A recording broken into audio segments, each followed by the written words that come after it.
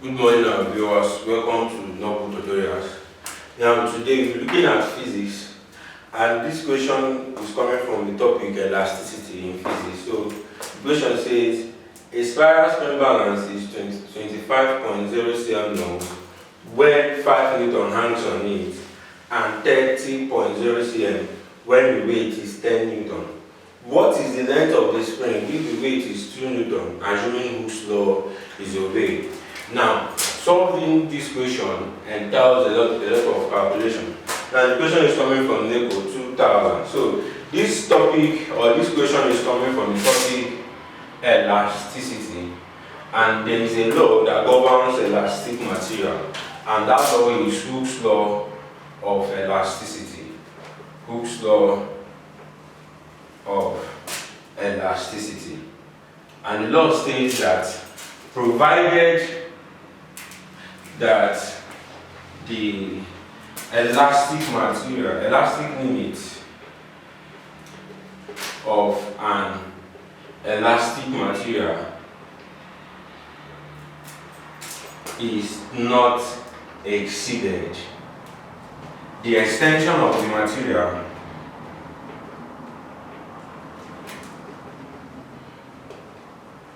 is directly proportional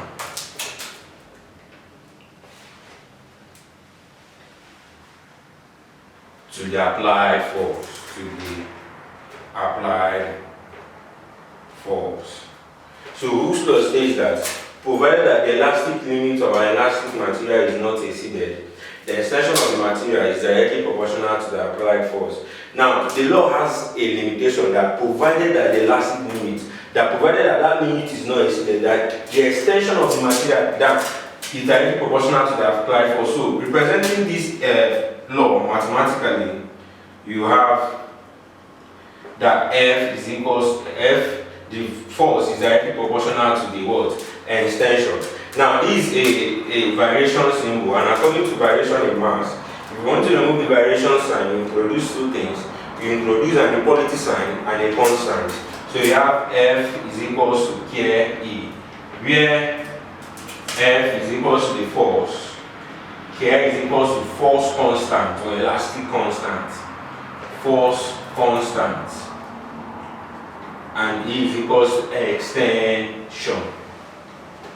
Now, this formula will now help us to solve this particular question that says a spiral spring balance is 25 cm long and when 5 Newton hangs on it, and 30 cm long when the weight is 10 Newton. Now, there is something you have to note, that before you can be able to calculate the extension of the material, you ought to have two things. One, the extension of the material, that is the extension, is equals to the new length minus the original length. The new length minus the original length. That means the new length is that length that the material went after a force is being applied, and the original length is the normal length of that elastic material. Now, the question now says, now you can relate this as E is equals to, let's say that new length is N2. Let's say that new length is N2 minus original length is N1. Now, for the first case in the equation, you have that the force there is 5 Newton. The force there is 5 Newton. Now, when 5 Newton hangs on this spiral spring, the new length will now be 25.0 cm. Now, the N2 will now be 25.0, or you can just say 25 cm. That's for the first case. For the second case, when the weight of force is 10 Newton, the new length, that is N2, becomes 30.0 cm or 30 cm. Now, the extension in the first case will now be N2 minus N1. Your N2 is already 25 minus N1, and your extension in the second case is N2 minus N1. Your N2 is already 30 minus N1. Now, we are meant to calculate the L1, that is the original length for this material, because this spiral spring balance, both in the first case and the second case, the L1, that is the original length, will definitely be the same. So according to from Hooks law, you have F is equals to KE. Now your force in the first case is 5 Newton is equals to K times your extension is now 25 minus N1. So if I want to make K a solid of the formula, I will divide both sides by 25 minus N1. 25 minus N1. So cancel out. You have that K is equals to 5 over 25 minus N1. This is your equation 1. Now going to the second case now, we have F is equals to K. Your F is 10 Newton. Your K is unknown. Your E is now 30 minus L1. So you are looking for K. Divide both sides by 30 minus L1. 30 minus L1. So when you now cancel out, your K is equals to 10 over 30 minus L1. Your equation 2. So now, you see that this equation has led us to simultaneous equation in mathematics, and it's very easy and simple to solve. Now, it's very easy because you can say equate both equations. We are equating the both equations because they have the same subject of the formula, and each subject of the formula in each equation has the same coefficient. So you can equate them and you'll be having 5 over 25 minus L1 is equals to 10 over 30 minus L1. So you do what? You cross multiply. So you have 10 in bracket 25 minus L1 is equals to 5 in bracket 30 minus L1. So if you want to cross multiply, you cross multiply like this. So you have now 5 can divide itself, giving you 1. 5 can divide 10, giving you 2. So 2 times 25 is 50 minus 2 times L1 is 2 L1 is equal to, what is now remaining here is 1. So 1 times 30 is 30 minus 1 times L1 is L1. So you collect like terms. Collect like terms. So you have 50 minus 30 is equals to minus L1 plus L2 L1.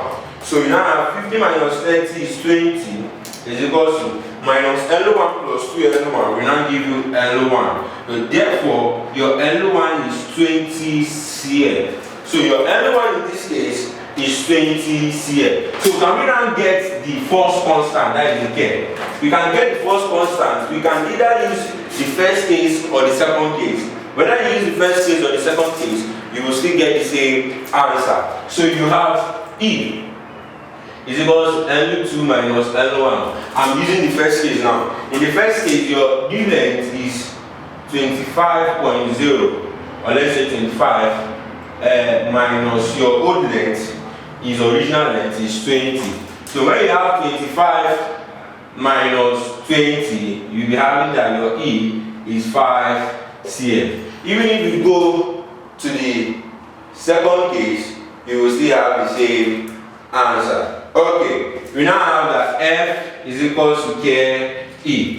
Now, the question now says we are trying to get our constant. Now, in our constants now, you have F, your force is already 5 Newton. Is equals to K is what? Another 5 times, sorry, K is unknown times E, which is now 5. Your E is 5.